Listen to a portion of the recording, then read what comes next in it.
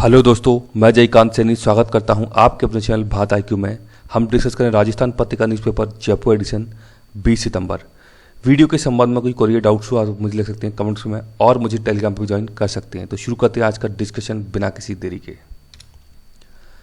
यहाँ पे बात की जा रही है पंजाब के बारे में। तो पंजाब के अंदर अभी नए CM बनाए गए हैं और पहले दलित CM बनाए गए हैं पंजाब के लिए। ये पहली बार ऐसा हुआ है। तो ये है इनकी फ़ोटो, देख सकते हैं आप। इनका नाम है यहाँ पे चरणजीत सिंह चन्नी। तो ये इनका नाम है। पंजाब के नए CM जो बनाए गए हैं, पहले दलित CM है। ये इंपॉर्टेंट बात हो जाती है। हालांकि आपको याद नहीं रखना है, राजस्थान के लिए इंपॉर्टेंट नहीं है इतना, बस नाम पता होना चाहिए। इसके अलावा राज्यपाल यहाँ पे इंपॉर्टेंट हो जाते हैं। इनका नाम है बनवारी लाल पुरोहित।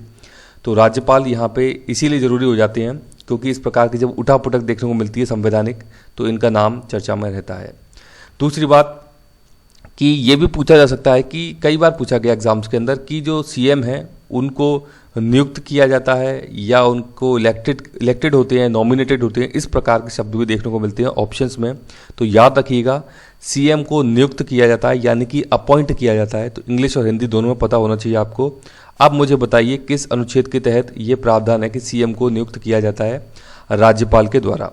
ये CM को नियुक्त जो किया जाता है राज्यपाल का, ये एक प्रकार से स्वविवेक है। यानी कि राज्यपाल को यदि लगता है कि बहुमत दल का नेता जो है वो व्यक्ति है जो कि CM यहाँ पे नियुक्त होने वाला है, ये राज्यपाल का विशेष अधिकार होता है, स्वविवेक होता है ये राज्यपाल का कि ये व्यक्ति पर्टिकुलर व्यक्ति सही है, तो उस प्रकार से उसको यहाँ पे नियुक्त किया जाता है। तो ये राज्यपाल का एक स्वविवेक है। ये कुछ इंपॉर्टेंट फैक्ट है, इसके बारे में याद रखिएगा।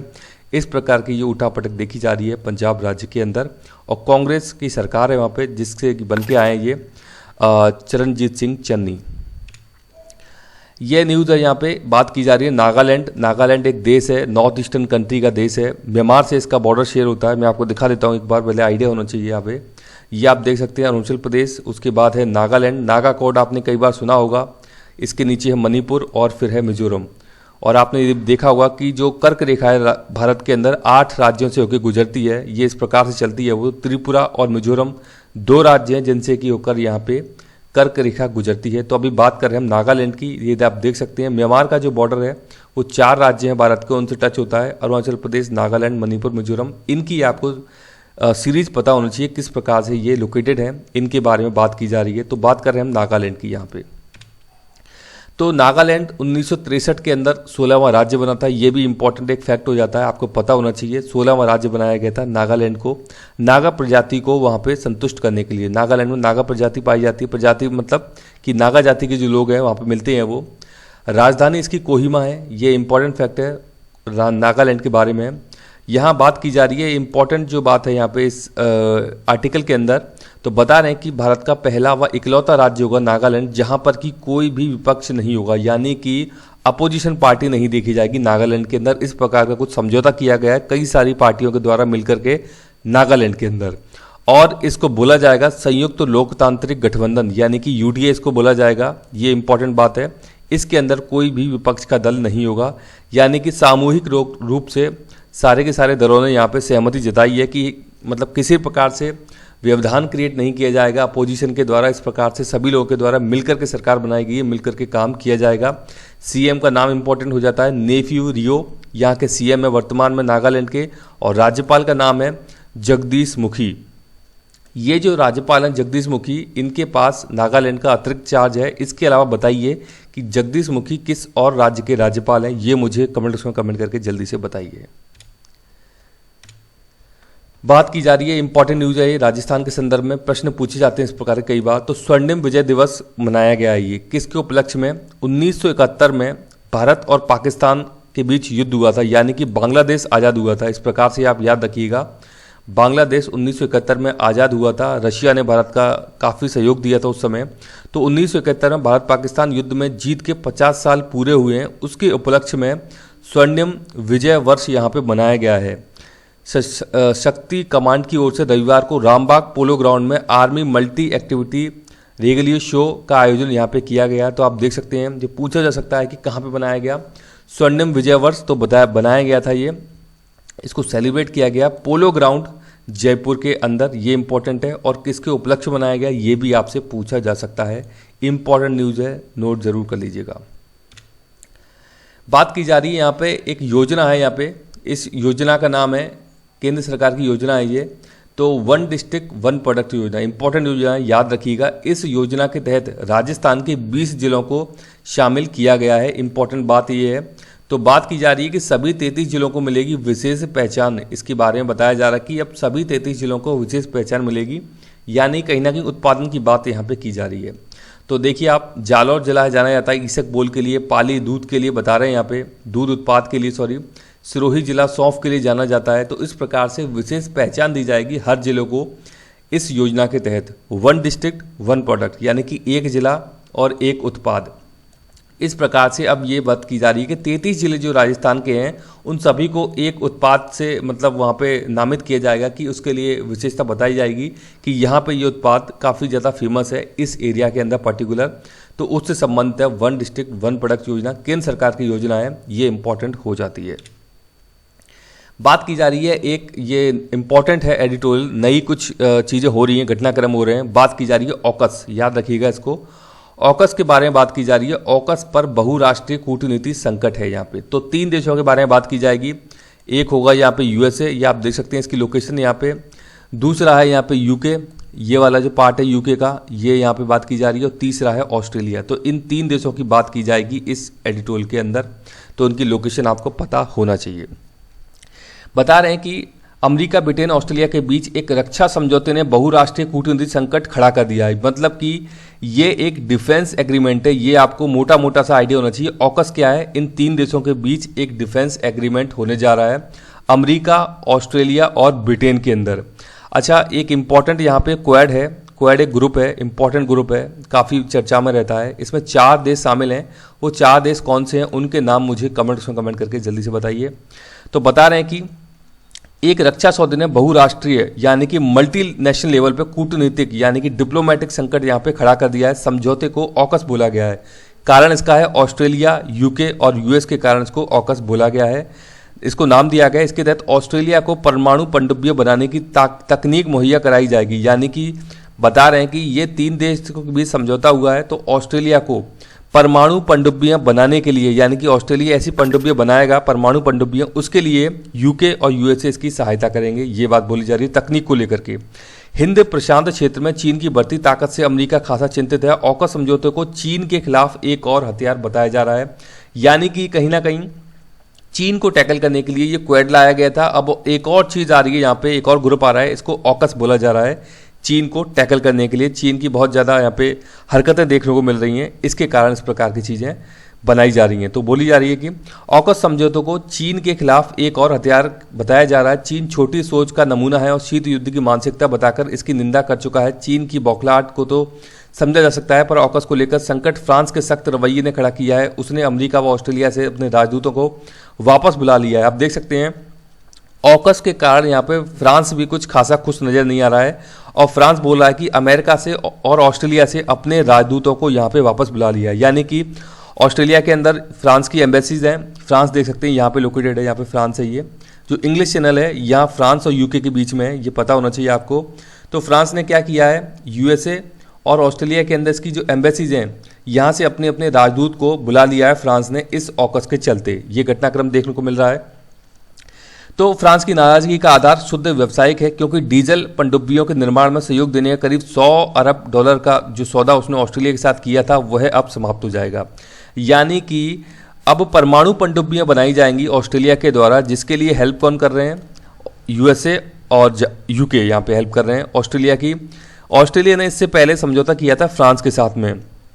इसके तहत वो क्या करने जा रहे थे कि डीजल की पनडुब्बियां बना रहा था ऑस्ट्रेलिया अपने यहाँ पर, डीजल की पनडुब्बियां। लेकिन अब ये जो करार है 100 अरब डॉलर का, देख सकते हैं कितना बड़ा नुकसान होगा यहाँ पे, किसके लिए, फ्रांस के लिए। तो फ्रांस ऐसे चिढ़ गया है कि उसके साथ जो समझौता किया था वो खत्म हो जाएगा, यानी कहीं ना कहीं बिजनेस उसका बंद हो जाएगा डीजल पनडुब्बियों बनाने का जो किया गया था। इसीलिए फ्रांस भी यहाँ पे नाराजगी व्यक्त कर रहा है।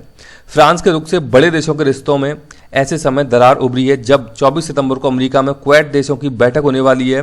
यह संगठन भी हिंद प्रशांत, आप देख सकते हैं 24 सितंबर यानी कि आने वाले समय में क्वाड की बैठक होने वाली है। इंपॉर्टेंट हो जाती है कि कहाँ पे हुई है बैठक, तो पता होना चाहिए। एडवांस में बता रहा हूँ आपको, अमेरिका में क्वाड की बैठक होने वाली है। यह संगठन भी हिंद प्रशांत क्षेत्र में शांति सुरक्षा सुनिश्चित करने के लिए बनाया गया है। इसमें अमेरिका, ऑस्ट्रेलिया, भारत, जापान, ये लो आपका क्वेश्चन का आंसर यहीं पे मिल गया, क्वेड का। तो क्वेड में ये चारों देश यहाँ पे शामिल हैं। दो तो यही हैं ऑकस में से और दो अलग हैं, वो हैं भारत और जापान। ऑस्ट्रेलिया कह चुका है कि वो फ्रांस के साथ अपने रिश्तों को महत्व देता है और उसे हिंद प्रशांत क्षेत्र में खतरों के खिलाफ प्रमुख देश के रूप में देखता है, लेकिन फ्रांस को भवन से बाहर आने को तैयार नहीं है। अफसोस की बात है कि ऑकस समझौते को लेकर फ्रांस जैसे बड़े देश से आ रहे संदेश अंतर्राष्ट्रीय सहयोग के खिलाफ है। हालांकि उसकी नाराजगी की आंच भारत तक नहीं पहुंची है। ऑकस समझौते के दूसरे दिन भारतीय विदेश मंत्री एस जयशंकर और फ्रांस के विदेशी मंत्री जीन येवेस ली डी ने हिंद प्रशांत क्षेत्र के अलावा अफगानिस्तान के मुद्दे पर बातचीत की। फिर भी भविष्य के घटनाक्रम में से समीकरण बदल सकते हैं। भारत फ्रांस पुराने सहयोगी हैं, तो अमेरिका, ऑस्ट्रेलिया, ब्रिटेन से भी भारत के अच्छे संबंध हैं। भारत को किसी का पक्ष लिए बगैर तनाव घटाने के कूटनीतिक प्रयास करने चाहिए। वैसे इस मामले में अमेरिका की जिम्मेदारी ज़्यादा बड़ी है। राष्ट्रपति जो बाइडेन चीन की बढ़ती ताकत के खिलाफ जिस संयुक्त मोर्चे को तैयार करने की कोशिश कर रहे हैं, ऑकस विवाद से उस पर संदेह के बादल मंडरा रहे हैं। इससे पहले कि संकट और गहराए, उन्होंने फ्रांस को भरोसे में लेने की पहल करनी चाहिए। तनाव लंबा खींचकर चीन को मौके का फायदा उठाने की छूट नहीं दी जानी चाहिए। तो चीन को टैकल करने के लिए कहीं ना कहीं ये ऑकस एक निकल के आया ग्रुप, ये नया ग्रुप है, इसके बारे में आपको पता होना चाहिए। तो याद रखिएगा, डिफेंस एक एग्रीमेंट है ऑकस। इसके तहत प्रमुख बात यहाँ पे की है कि ऑस्ट्रेलिया को परमाणु पनडुब्बियां बनाने की तकनीक प्रदान की जाएगी। ये इंपॉर्टेंट हो जाती है न्यूज़। बात की जा रही है यहाँ पे जनधन योजना के बारे में। ये एक न्यूज़ निकल के आई है, तो डेटा स्टोरी है। ये एक वित्तीय समावेशन यानी कि फाइनेंशियल इंक्लूजन के लिए इस योजना को स्टार्ट किया गया था। यानी कि वित्तीय समावेशन क्या होता है कि जिन लोगों के पास बैंक खाते नहीं हैं, उनके बैंक खाते खोलना, उनको जो इंस्टीट्यूशंस हैं उनके साथ जोड़ना। मतलब कि जो सेठ साहूकार से लोन लिया करते थे पहले और कर्ज में दब जाया करते थे, तो उनको कहीं ना कहीं जो फाइनेंशियल इंस्टीट्यूशन है, जो लीगल इंस्टीट्यूशन है भारत के अंदर, उनके साथ जोड़ना, जुड़ाव रखना उनका। इसीलिए ये फ्री के अकाउंट खोले गए थे, यानी कि मिनिमम बैलेंस की कोई रिक्वायरमेंट नहीं है। और जनधन योजना के तहत ये इस प्रकार से जो आपका आधार कार्ड है उससे लिंक्ड होकर के ये खाते खोले गए थे, जनधन खाते। तो ये इसके बारे में बात की जा रही है। गरीब को भी जोड़ दिया है बैंक से, ऐसा बताया जा रहा है यहाँ पे। तो ये योजना है, इसकी घोषणा की गई थी 15 अगस्त 2014 को, स्वतंत्रता दिवस के अवसर पर, जब नई सरकार चुन करके आई थी, मोदी जी की सरकार आई थी, तब पीएम जनधन योजना की घोषणा की थी। वित्तीय समावेशन के लिए शुरू की गई इस योजना के 7 वर्ष पूरे हो चुके हैं। तो खातों की संख्या मार्च 2015 में जहां 14.72 करोड़ थी, वह अगस्त 2021 में देख सकते हैं कितना बड़ा उछाल है। मतलब कि 14 करोड़ से लेकर के 43 करोड़ तक पहुंच गई है। बहुत बड़ा उछाल है, काफ़ी सारे लोगों को इसमें जोड़ दिया गया है। तो ये बात बताई जा रही है। कुछ डेटा दिए गए, इतने इंपॉर्टेंट नहीं है, बस आपको पता होना चाहिए इस योजना के बारे में किससे संबंधित है। अब देखते हैं कुछ इंपॉर्टेंट फैक्ट। तो जैम का नाम है जनधन आधार मोबाइल, यानी कि जनधन जो खाता खोला गया है, बैंक से जो खाता खोला गया है, उसको आधार से लिंक कर देना, यही है जनधन आधार मोबाइल। ये आपसे पूछा भी जा सकता है इसका फुल फॉर्म क्या है, तो इसके बारे में आपको पता होना चाहिए जैम के बारे में। जनधन योजना की शुरुआत कब की गई थी, इंपॉर्टेंट है, 28 अगस्त 2014 को की गई थी, क्योंकि 15 अगस्त को ही इसकी घोषणा की गई थी। उसके कुछ ही दिन बाद इसकी शुरुआत कर दी गई थी।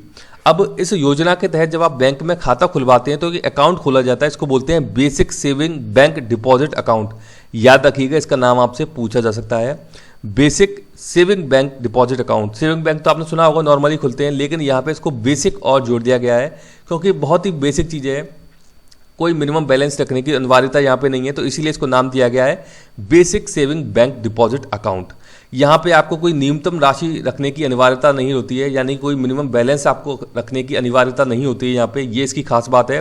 अच्छा, ये भी पूछा जा सकता है कि चेक बुक इशू की जाती है नहीं की जाती है। तो चेक बुक जो है वो डिपेंड करती है बैंक के ऊपर। यदि बैंक को लगता है वो चेक बुक इशू करना चाहती है तो उसको कर सकती है, लेकिन इसकी कोई कंपलसरी नहीं है कि बैंक को इसमें चेक बुक इशू करनी है, ये आपको बात पता होना चाहिए।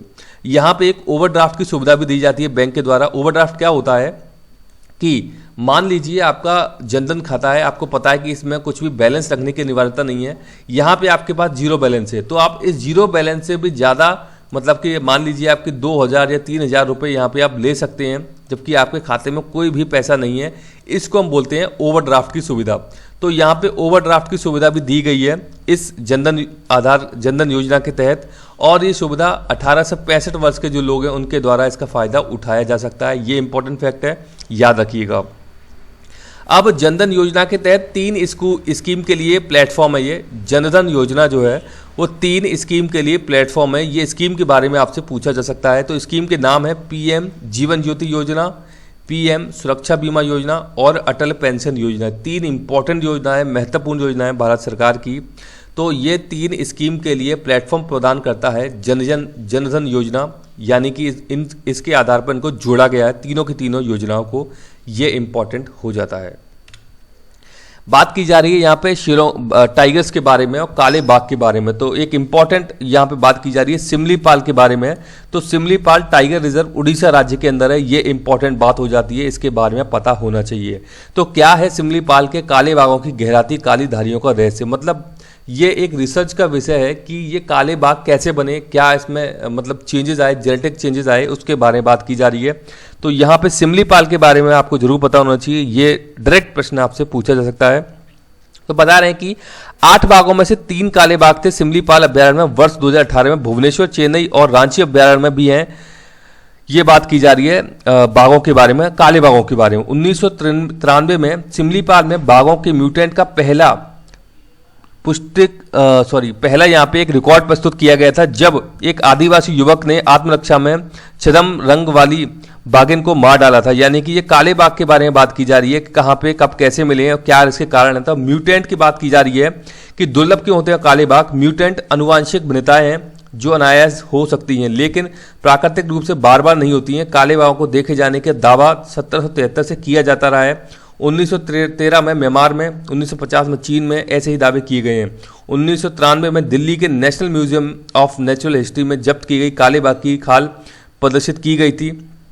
तो ये काले बाघ के बारे में बात की जा रही है। यहाँ पे इतना इंपॉर्टेंट नहीं है, पर आप याद रखिए काले बाघ सिमलीपाल में मिलते हैं। और सिमलीपाल टाइगर रिजर्व कहाँ पे है? तो ये उड़ीसा राज्य के अंदर है। इसके अलावा कुछ और हैं। नंदन कानन के बारे में बात की जाए तो ये भुवनेश्वर के अंदर है, ये भी उड़ीसा के अंदर ही है। फिर बात की जा रही है यहाँ पे अर्गिनार अन्ना जूलॉजिकल पार्क, ये कहाँ पे है? चेन्नई के अंदर है। आप अन्ना से आप थोड़ा आइडिया लगा सकते हैं, अन्ना आप चेन्नई से जोड़ सकते हैं यहाँ पे। बिरसा जैविक पार्क कहाँ पे है? रांची के अंदर है। ये बात बताई गई है। तो ये कुछ इंपॉर्टेंट है, इनके बारे में आपको पता होना चाहिए। सिमलीपाल के अलावा और भी हैं। तो ये डायरेक्टली आपसे प्रश्न पूछे जा सकते हैं कॉम्पिटिशन एग्जाम के अंदर। यहाँ पे बात की जा रही है, हाँ एक और प्रश्न यहाँ पे बाघ से मुझे याद आया कि अभी भारत में 52 टाइगर रिजर्व हो गए हैं, और ये 52वां टाइगर रिजर्व कौन सा है ये मुझे कमेंट करके जल्दी से बताइए। इसका संबंध राजस्थान से है, तो मुझे बताइए वो कौन सा टाइगर रिजर्व है जो कि राजस्थान के अंदर बनाया गया है, 52वां टाइगर रिजर्व।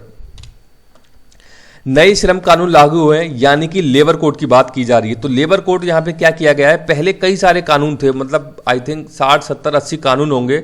तो उनको अब एक पुस्तक में प्रो दिया गया है, एक बुक में, यानी कि उसको कोड बना दिया गया है। जो बिखरे हुए थे पहले, तो उनको एक कोड बना दिया गया है। देख सकते हैं 44 केंद्रीय श्रम कानून को 4 नए लेबर कोड में समाहित कर दिया गया। मतलब जो 44 अलग अलग एक्ट हुआ करते थे, उनके लिए अब नए 4 लेबर कोड आए हैं। ये एक कोड, ये 2 कोड, इसमें सपोज कि इसमें 6-7 एक्ट डाल दिए, इसमें 8-10 एक्ट डाल दिए। इस प्रकार से कोड बनाए जाते हैं, यानी कि कुछ ग्रुप्स ऑफ एक्ट्स को लेकर के एक कोड बनाया जाता है, जिसमें कि कई सारे एक्ट होते हैं। तो वहाँ पे ये थोड़ा इजी हो जाता है, मतलब कोड बना करके लेकर के आना तो इजी हो जाता है। लेबर लॉज को समझना, लेबर लॉज के बारे में प्रैक्टिस करना, जो लॉयर्स इसके बारे में जानते हैं, प्रैक्टिस करते हैं, उनके लिए इजी हो जाता है।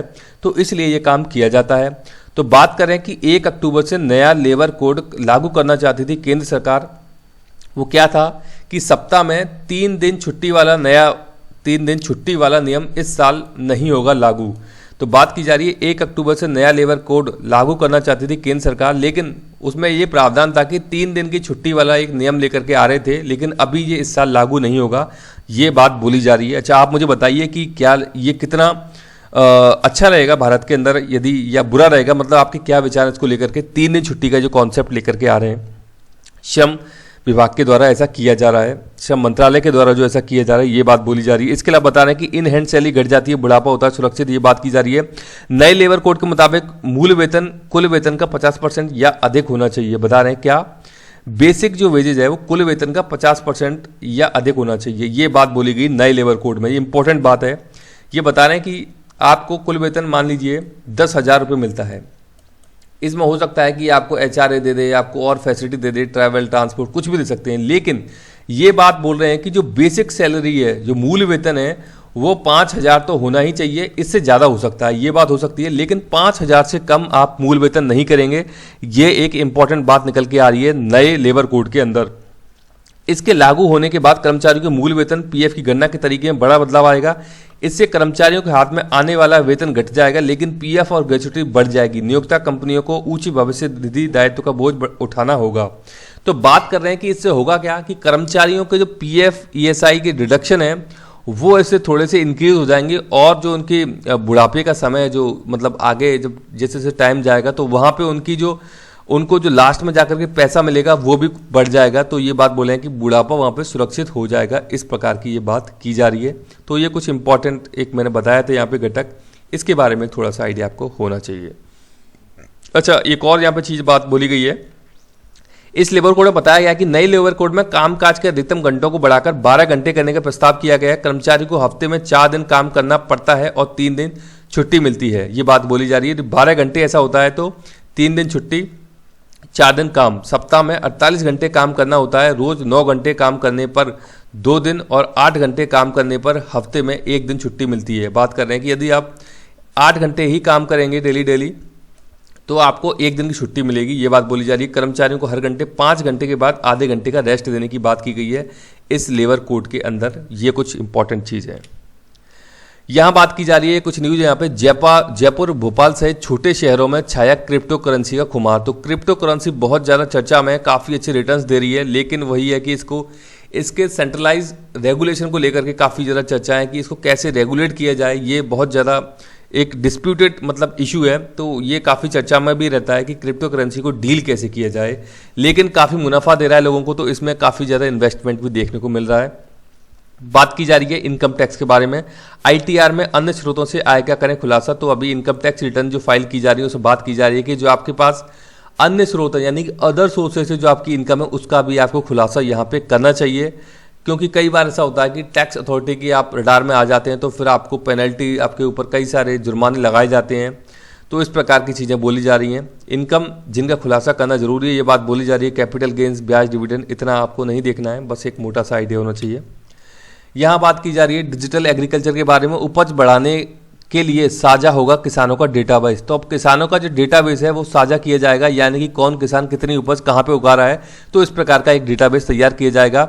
डिजिटल कृषि मिशन के तहत केंद्र सरकार फसलों के उत्पादन बढ़ाने के लिए किसानों का डेटाबेस तैयार कर रही है। इसको नाम दिया गया है डिजिटल कृषि मिशन, यानी कि डिजिटल एग्रीकल्चर मिशन इसको नाम दिया गया है, ताकि इस प्रकार का डेटा लिया जाएगा। यहाँ पे आर्टिफिशियल इंटेलिजेंस की मदद से इस प्रकार का काम किया जाएगा। किसानों को क्या फायदे होंगे? सरकार को उम्मीद है कि प्राइवेट सेक्टर की मदद से किसानों के फसलों की उपज बढ़ेगी। कंपनियां डेटा व आधुनिक तकनीक जैसे ब्लॉकचेन, रिमोट सेंसिंग और जीआईएस तकनीक के जरिए मिट्टी का परीक्षण करेंगी, मौसम कैसा रहेगा और मिट्टी किस फसल के लिए उपयुक्त रहेगी, इस प्रकार की चीज़ें भी देखने को मिलेंगी। ये आंकड़े साझा होंगे। किसानों की ज़मीन का रकबा, मिट्टी की फसल क्वालिटी, फसल लोकेशन, ये सारे के सारे डेटा यहाँ पे साझा किए जाएंगे। तो ये बात बोली जा रही है इस डिजिटल कृषि मिशन के तहत। बता रहे हैं कि गडकरी के सवाल है गरीबों की कार में क्यों 2 एयरबैग। तो जो छोटी कारें होती है उसके अंदर एयरबैग की बात की जा रही है, इतना इंपॉर्टेंट नहीं है। बिजली उपकरण की बात की जा रही है, 72 अरब डॉलर का होगा 2025 में बाजार। जो बिजली उपकरणों की बात की जा रही है, बहुत बड़ा बाजार हो जाएगा 2025 में, 72 अरब डॉलर का। ये एक इंपॉर्टेंट यहाँ पे बताया गया है। बात की जा रही है स्पेस एक्स, इलॉन मस्क का नाम आता है। स्पेस एक्स के तहत आपको पता होगा तो अंतरिक्ष की सैर का शौक हुआ पूरा, ये बात बोली गई है। तो स्पेस एक्स का पहला ऑल सिविलियन क्रू 3 दिन अंतरिक्ष की सैर कर धरती पर लौटा है, यानी कि टूरिज्म की बात की जा रही है। एक प्रकार से आप समझ सकते हैं स्पेस टूरिज्म की, स्पेस एक्स के द्वारा स्टार्ट किया गया है। तो इसके लिए आप देख सकते हैं, नाम याद रखिएगा, ये इंपॉर्टेंट है। इंस्पिरेशन 4 मिशन में 4 शौकिया अंतरिक्ष यात्री स्पेस में भेजे गए। चारों ने फ्लोरिडा तट पर सुरक्षित लैंडिंग कर ली है। मिशन का नाम इंपॉर्टेंट है, इंस्पिरेशन 4 मिशन है इसका नाम। स्पेस एक्स के द्वारा इसको ऑपरेट किया गया है, तो ये इंपॉर्टेंट फैक्ट हो जाता है। बात की जा रही है देश में बदला मुद्रा का स्वरूप, नए सिक्के यहाँ पे जारी किए गए हैं। तो ये कुछ यहाँ पे एक न्यूज़ ली गई है, तो उसके संबंध में देख लीजिए कोई इंपॉर्टेंट फैक्ट यहाँ पे। तो सिक्कों की जो स्टडी करता है, कई सारे सिक्के अपने पास जो आपको पता है कलेक्शन रखता है, सिक्कों के जो कलेक्शन करने का शौक रखता है। आपको देखा होगा ना कि कोई डॉलर है किसी के पास सिक्कों का, किसी के पास भारत के रुपए हैं, पुराने रुपए हैं। तो उसका जो काम किया था, स्टडी की जाती है, उसको न्यूमिस्मैटिक्स बोलते हैं। शब्द कई बार पूछा गया है। तो ये इंपॉर्टेंट एक वर्ड है जो कि इंग्लिश लैंग्वेज के जब कॉम्पिटिशन एग्जाम में आते हैं क्वेश्चन, वहाँ पे पूछा गया न्यूमिस्मेटिक्स क्या है। तो सिक्कों से संबंधित है ये, जो अलग अलग सिक्के रखने का शौक रखते हैं उनके लिए इस्तेमाल किया जाता है ये वर्ड। भारत प्रतिभूति मुद्रण तथा मुद्रा निर्माण निगम लिमिटेड इसका नाम है, ये एक बॉडी है, इसकी बात की जा रही है। इंग्लिश बोलते हैं security printing and minting corporation of India limited, short में SPMCIL। ये एक मिनी रत्न सरकारी कंपनी है, ठीक है ना। ये काम करती है और पूरा एडमिनिस्ट्रेशन का काम करती है ये। इसके तहत 9 यूनिट हैं जो कि मिंटिंग का काम करती हैं, सिक्के बनाने का काम करती हैं। अलग अलग जगह पे ये कंपनियां हैं। तो ये एक मॉनिटरिंग करने वाली, एडमिनिस्ट्रेशन करने वाली कंपनी है SPMCIL, और मिनी रत्न सरकारी कंपनी है, वित्त मंत्रालय के अधीन आती है SPMCIL। यहाँ बात की जा रही है 4 इंडियन गवर्नमेंट मिंट्स हैं ये कुछ इंपॉर्टेंट 4 के बारे में बात बताई गई है। तो 4 का नाम देखिए आप। एक तो है मुंबई में, यहाँ पे है मुंबई में है, अलीपुर कोलकाता में है, सैफाबाद हैदराबाद, चेल्लापल्ली हैदराबाद और नोएडा यूपी के अंदर है। तो ये बात बोली गई है, 4 हैं ये, अलीपुर कोलकाता, सैफाबाद हैदराबाद, चेरापल्ली हैदराबाद और नोएडा यूपी के अंदर 4 गवर्नमेंट की मिंट हैं, इसके बारे में बात बोली गई है। तो ये इनके नाम पता होना चाहिए, कहाँ पे लोकेटेड हैं, ये भी एक आइडिया होना चाहिए। भारत के अंदर 1 रुपये का नोट और सभी प्रकार के सिक्के ये कौन जारी करता है? वित्त मंत्रालय जारी करता है। इसके अलावा जो रिमेनिंग है वो RBI के द्वारा इशू किए जाते हैं। ये इंपॉर्टेंट फैक्ट है, कई बार पूछा गया एग्जाम्स के अंदर। यानी कि जो 1 रुपये का नोट है, नोट की बात की जाए तो केवल 1 रुपये का, और सिक्के की बात की जाए तो सभी प्रकार के सिक्के जारी किए जाते हैं भारत में, वित्त मंत्रालय के द्वारा जारी किए जाते हैं। ये यहाँ पे इंपॉर्टेंट हो जाता है, इसके बारे में आपको आइडिया होना चाहिए। तो मुझे आज एक यहाँ पे इंपॉर्टेंट फैक्ट है, विविध तथ्य में है ये। तो यहाँ पे न्यूज़पेपर के अंदर आया था स्क्रब टाइफस के बारे में। तो स्क्रब टाइफस की बीमारी जो है वो बैक्टीरिया से होती है बीमारी, इसके बारे में आपको पता होना चाहिए। पूछा जा सकता है कि स्क्रब टाइफस बैक्टीरिया से होता है या फिर ये वायरस से होता है। तो बैक्टीरिया जनित बीमारी है स्क्रब टाइफस, इसके बारे में आपसे पूछा जा सकता है, डायरेक्टली प्रश्न बन सकता है आपसे ये। तो मुझे आशा है कि वीडियो आपको अच्छा लगा होगा। यदि वीडियो अच्छा लगा है तो जल्द से लाइक करें, शेयर करें, सब्सक्राइब करें, ताकि और भी लोग वीडियो का फायदा उठा सकें। आप मुझे अपने सुझाव कमेंट उसमें भेज सकते हैं या मुझे ईमेल भी कर सकते हैं। इसी के साथ धन्यवाद, मिलते हैं अगली वीडियो में।